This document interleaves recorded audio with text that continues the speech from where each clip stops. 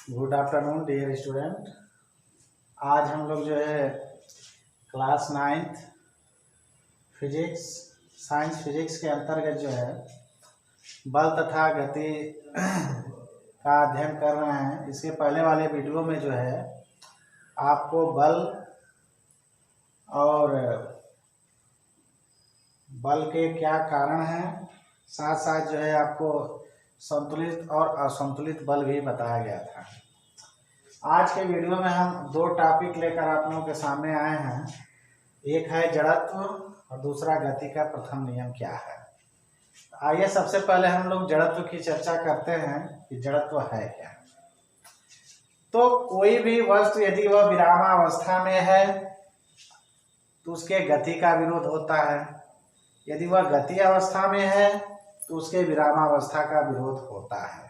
जैसे आप ध्यान दीजिए, अगर कोई वस्तु यहाँ पर रखी हुई है, ठीक है, और यह विरामावस्था में है, अगर कोई वस्तु यहाँ रखी हुई है और यह विरामावस्था में है तो इसका जो गति है, जो गति अवस्था है, वह इसका क्या करती है, विरोध करती है।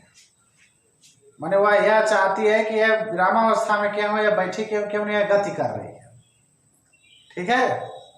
और यदि कोई वस्तु गति अवस्था में है, कोई गेंद गति अवस्था में है, तो विरामावस्था यह चाहेगी कि वह क्यों नहीं विरामावस्था में है, ठीक है। इसी को जो है जड़त्व कहा जाता है। जड़त्व इसी को कहा जाता है कि यदि कोई वस्तु गति अवस्था में है तो विरामावस्था उसका विरोध करती है, और यदि वह विरामावस्था में है तो गति अवस्था उसका विरोध करती है। इसके अनेक उदाहरण आपको देखने को दैनिक जीवन में मिल जाए। सबसे पहला उदाहरण आप यह देखिए कि जब आप किसी बस में जो है क्या होते हैं, बैठे रहते हैं, अचानक जब बस का चालक जो है गाड़ी को स्टार्ट करता है, बस को स्टार्ट करता है और चलना शुरू करता है, ठीक है, तो आपके आगे का हिस्सा जो है, आपके शरीर के ऊपर का जो हिस्सा है, आगे की ओर झुक जाता है या पीछे की ओर हो जाता है। ऐसा आप अनुभव किए होंगे। ऐसा क्यों होता है? तो ऐसा इसलिए होता है कि बस का चालक जब बस को लेकर चलना प्रारंभ करता है तो बस किस अवस्था में रहती है, विरामावस्था में रहती है, ठीक है। और विरामावस्था का विरोध करके गति अवस्था में वह आती है, गति अवस्था में आती है। तो गति अवस्था में आने के साथ साथ जो बस के अंदर के प्रत्येक कण है वो भी जो है गति अवस्था में आता है, ठीक है। और साथ साथ बस से हमारा शरीर जो है, पीछे वाला शरीर जो है सटा हुआ है, तो बस के साथ चलना शुरू कर देता है, लेकिन जो ऊपर का हिस्सा होता है वह इसका विरोध करता है, ठीक है। वह विरामावस्था में रहता है और वह उस गति अवस्था का विरोध करता है, जिसके कारण वह आगे के या पीछे की तरफ वह झुक जाता है, ठीक है। या आप ये भी देखे होंगे कि बस में कोई चलता रहता है और बस का चालक जब ब्रेक लगाता है तो भी हम आगे की तरफ झुकते हैं, ठीक है। जब चलता है तो पीछे की तरफ झुक जाते हैं, और जब गाड़ी बस चलता रहता है, जब रुकता है तो हम झुक जाते हैं। उसका कारण क्या होता है कि बस तो रुक गया, और बस के रुकने के साथ साथ बस का जो प्रत्येक कण के साथ साथ आपके शरीर का जो निचला हिस्सा है वो भी रुक जाता है, लेकिन आपके शरीर का जो ऊपरी हिस्सा है वह भी गति अवस्था में रहता है। वो इसका गति अवस्था, उसको विराम अवस्था का विरोध करता है, और जड़त्व के कारण जो है वह अभी क्या होता है, गति अवस्था में रहता है। इस कारण जो है अभी वह जब आगे की तरफ को झुक जाता है, ठीक है। ये जड़त्व के उदाहरण हुए। एक और उदाहरण आप लीजिए, आप देखेंगे, आप इसको भी खुद घर कर सकते हैं। आप एक गिलास ले लीजिए और इस गिलास पर एक जो है ताश की पत्ती रख दीजिए, ठीक है, और ताश की पत्ती पर एक 5 का सिक्का रख दीजिए, है ना। और ताश की पत्ती को जो है जब आप उंगली से मारेंगे उसको, तो जो है ताश आगे जो है चला जाता है, लेकिन जो सिक्का होता है वो कहाँ गिर जाता है, गिलास में गिर जाता है। ऐसा क्यों होता है?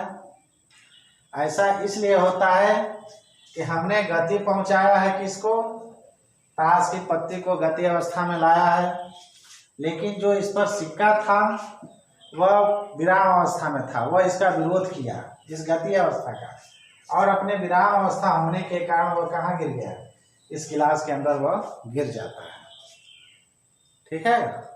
उसी तरह जो है आप देखते हैं कि जब पेड़ की टहनियों को जो है आप झकझोरते हैं तो उसमें से कुछ फल जो है क्या होता है, नीचे गिर जाते हैं, है ना, और कुछ जो है विरामावस्था के कारण जो है कुछ नीचे गिर जाते हैं, गति अवस्था में आते हैं नीचे गिर जाते हैं, कुछ विरामावस्था के कारण जो है वहीं रहते हैं, उससे भी। ठीक है। इस तरह से जरा तो आप लोग जो है जान लेंगे, कोई भी वस्तु यदि गति अवस्था में है तो उसका विरामावस्था विरोध करती है, यदि वह विरामावस्था में है तो उसका गति अवस्था विरोध करती है। ठीक है ना, आपने उदाहरण देखा। अब आ जाइए, गति का प्रथम नियम क्या कहलाता है? गति का प्रथम नियम क्या कहलाता है? ये बहुत इंपॉर्टेंट है, इसको आप एकदम बिल्कुल रख लीजिए।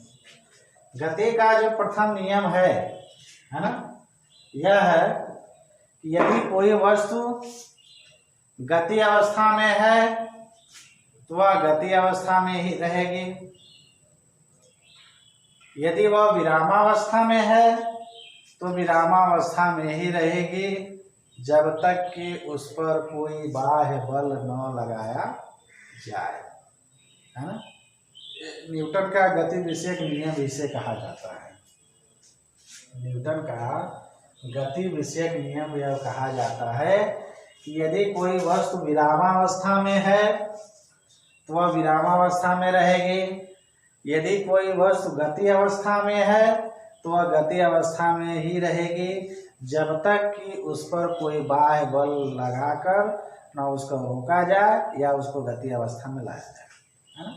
यानी कहने का मतलब यह है कि यदि आप एक वस्तु अगर आप रख दिए हैं कहीं किसी स्थान पर तो वह उसी स्थान पर रहेगी, जब तक रहेगी तब तक कि उसको कोई उठाकर या कोई बल लगाकर, है ना, वो वहां से कहीं दूसरे जगह उसको ना करे। ठीक है। आप एक कमरे में अगर गेंद को रखते हैं तो गेंद जहां रखेंगे वही रहेगा।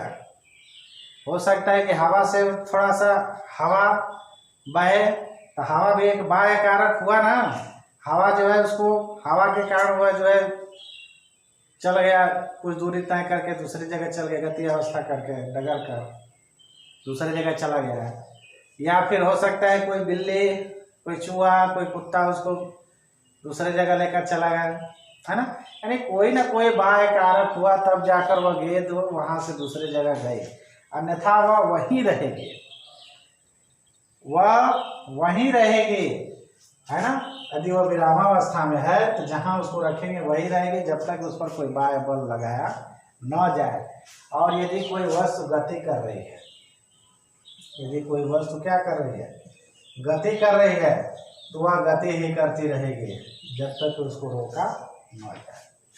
यदि कोई वस्तु गति कर रही है तो वह गति ही करती रहेगी कि जब तक कि कोई उसको रोके ना, है ना।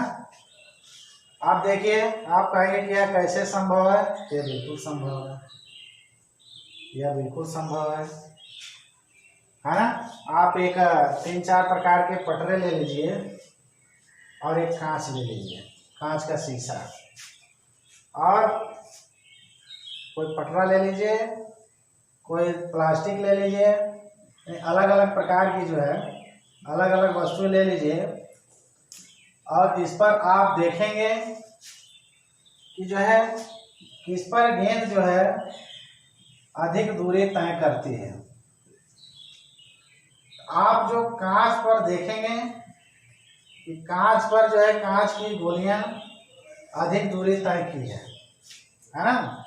कांच पर जो है कांच की गोलियां जो है क्या कर रही हैं, अधिक दूरी, यहाँ से यहाँ पर छोड़ दिए तो ये लगते हुए इसे जा रहा है ना। कौन सी गोली जो है अधिक दूरी तय कर रही है? इसको जो है आप जो देखेंगे तो जो कांच का जो शीशा है, कांच है, उस पर जो है जो कांच की गोली है वह अधिक दूरी तय कर रही है। कारण क्या है? आप जानते हैं कि जब यह किसी सतह पर जो है गति करेगी तो उसके गति के विपरीत दिशा में एक बल कार्य करेगा, जिस बल को हम क्या कहते हैं? घर्षण बल कहते हैं। इस बल को क्या कहते हैं? घर्षण बल कहा जाता है। उसके विरोध में एक बल कार्य करता है। ये गेंद जो आगे की तरफ बढ़ रही है, ये तो आगे की तरफ बल लगा ही रही है, लेकिन उसके विरोध में एक बल लगता है, जिसे घर्षण बल कहा जाता है। क्या कहा जाता है? घर्षण बल कहा जाता है। ये बाह्य कारक ही है, ये भी एक बाह्य कारक के अंतर्गत आएगा। प्रश्न ये भी उठता है कि सर जी आप कह रहे हैं कि कोई गति अवस्था में तो गति अवस्था में ही रहेगी, यदि हम गेंद को जो है जमीन पर लुढ़का दें तो गति अवस्था में तो रहती है, लेकिन कुछ दूरी जाकर वो रुक जाती है। उस पर तो कोई उसको रोका नहीं सर, लेकिन फिर वो क्यों रुक गई? प्रश्न उठता है ना कि हमने तो गेंद को गति अवस्था में लाया, लेकिन सर वो कुछ दूरी जाकर रुक जा रही है ना, उसको कोई रोका, कुछ नहीं किया, लेकिन फिर भी वो रुक जा रही है। ऐसा क्यों है? तो ऐसा बच्चे इसलिए है कि जब हम गेंद को लुढ़काते हैं तो गति अवस्था में तो रहती ही है, ठीक है, लेकिन फिर भी वह जिस सतह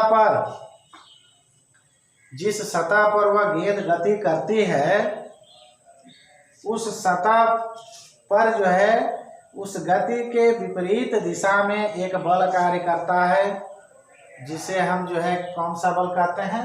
घर्षण बल कहते हैं। क्या कहते हैं? घर्षण बल कहते हैं। ठीक है, यह घर्षण बल वो जो गेंद जो है जिस दिशा की ओर जा रही है, उस दिशा के विपरीत दिशा की ओर वह एक बल कार्य करता है। वह एक बाह्य कारक ही है, वह एक बाह्य कारक ही है जो क्या कर रहा है? उस गति का विरोध करते हुए उस गति का विरोध कर रहा है, उसको आगे बढ़ने नहीं दे रहा है। यही कारण है कि हम जितना बल लगाकर उसे गति में लाते हैं, ठीक है, धीरे धीरे वह कम होता जाता है और वह घर्षण बल अधिक पूर्ण होता चला जाता है, और होते होते एक स्थिति ऐसी आती है कि जो हम जितना बल देकर गति अवस्था में लाए होते हैं वह बल जो है उसके संतुलित बल के बराबर, उस घर्षण बल के बराबर हो जाता है, और बराबर होने की स्थिति में वह गेंद क्या होती है? पुनः विराम अवस्था में आ जाती है, हो जाती है। ठीक है ना? तो अभी एक बाह्य कारक है। हम ऐसा कल्पना करें कि ऐसा कोई सतह बनाए जो बिल्कुल घर्षण रहित हो, यानी उसमें घर्षण बल तनिक भी न लगे, उस पर यदि कोई गेंद आप क्या कर दिए? छोड़ दिए, तो बराबर वो गति करती रहेगी, कभी वो रुकेगी नहीं, कभी वो रुकेगी नहीं। आप जो है पृथ्वी को आप देख रहे हैं, कब से लगातार जो है वो सूर्य का चक्कर लगा रही है, या आपका चंद्रमा पृथ्वी का चक्कर लगा रहा है, गति कर ही रहा है ना। अब वो गति करता रहेगा, पता नहीं कब से कर रहा है, कब तक करेगी अभी कोई उसका ठिकाना नहीं है, लेकिन वो गति अब करता रहेगा। और बराबर अब कोई आकर उसको पकड़ ले, कहे कि बस करो अब तुम यहीं रुक जाओ न, तब जो है वह गति करना रुक जाएगी वह, जब तक कोई बाह्य बल लगेगा नहीं। ठीक है, यही न्यूटन ने हमने गति के प्रथम नियम में यही बताया कि यदि कोई वस्तु विरामावस्था में है तो विरामावस्था में ही रहेगी, यदि कोई वस्तु जो है गति अवस्था में है तो गति अवस्था में ही रहेगी, जब तक उस पर कोई बाह्य बल लगाकर उसे गति अवस्था में या विरामावस्था में न लाया जाए, है ना। तो आज के दिन जो है बस इतना ही हम लोग जो है, कल आप लोग गति का द्वितीय नियम पढ़ेंगे, और बस आज के दिन बस इतना ही। अगले वीडियो में फिर मिलते हैं।